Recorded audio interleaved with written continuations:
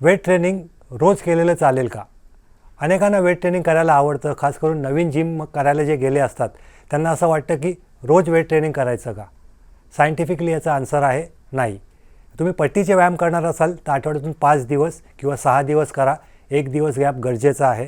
जर नवीन बिगिनर असाल तर आठवड्यातून 3 दिवस, फार तर फार 4 दिवस करू शकता. त्याचं कारण आहे की मसल ट्रॉमा जो होतो वेट ट्रेनिंग केल्यानंतर, मसल डेव्हलपमेंटमध्ये त्याची गरज असते रेस्टची.